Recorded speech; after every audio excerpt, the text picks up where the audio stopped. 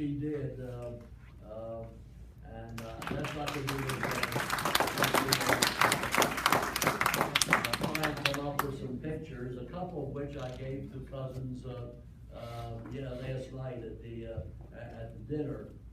I would only add just a couple of points. To imagine that my father and his brothers, but I remember my father's story of most immigrant families came to the U.S.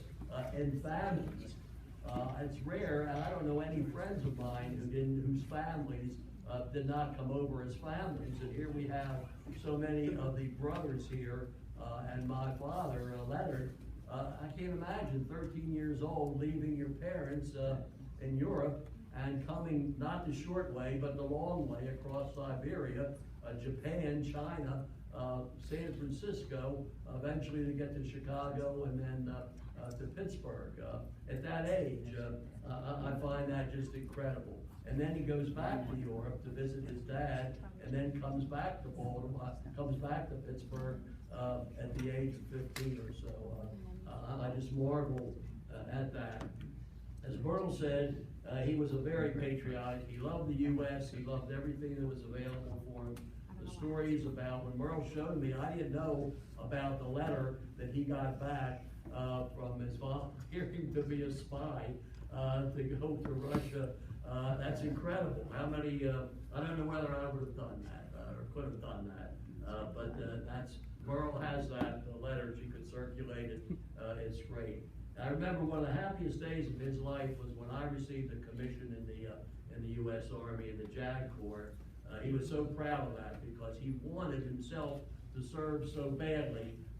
Wasn't able to for various reasons, but he basically did that through me. The other part of his life is mentioned.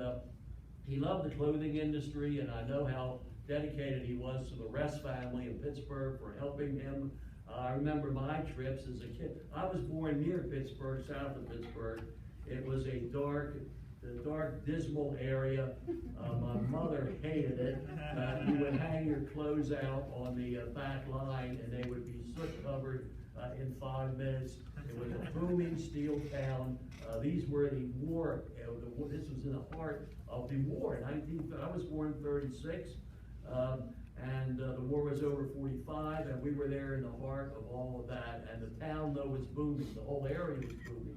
It was the steel mills. It was the Monongahela River and Republic Steel, U.S. Steel, all the factories. And that's where his pride and joy, his life was when he opened up Pokey's Menswear. And I found this.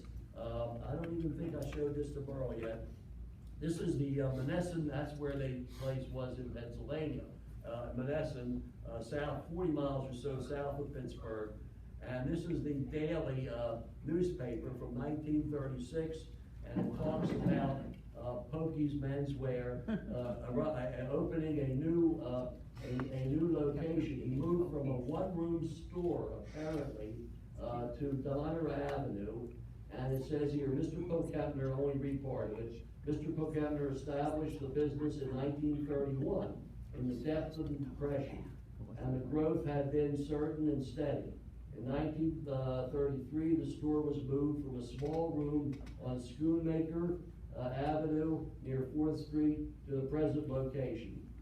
Previous to the establishing his own business, Mr. Pokempner, for a number of years, was manager of the famous store here. In my opinion, Mr. Pokempner said, the future of Monessen definitely warrants expansion. We are going to try to give the city a modern store of which both of us can be proud. And his store was the men's clothing store in that area for many years until, at my mother's dire request, we moved back to civilization, according to my mother, whose family, entire family, had been in Baltimore for years and years. Dad, things kind of slowed down for him back here. He eventually had his own store, a small store, which he called Poe's Menswear, and Merle showed you a picture of he and my mother in front of the store. And so his life was in that business, and he loved You can tell by the pictures, he loved getting dressed and he loved seeing other people dressed. He was a wonderful father, and I know he was very loyal and dedicated to his brothers and sisters. I remember them visiting. I remember some of these visits myself. I do remember the Ishvines now. It does come back to me all of a sudden.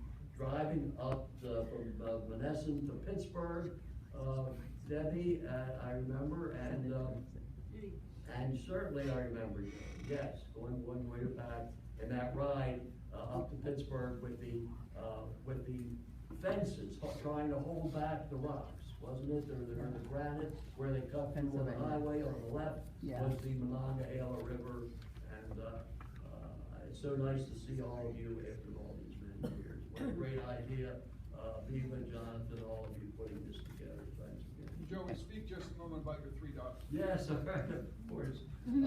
I'm very happy that two of our Judy, my wife Judy is here. Judy is from Philadelphia and Baltimore, and now in Baltimore permanently. Our daughter, our oldest is Elizabeth, who is here.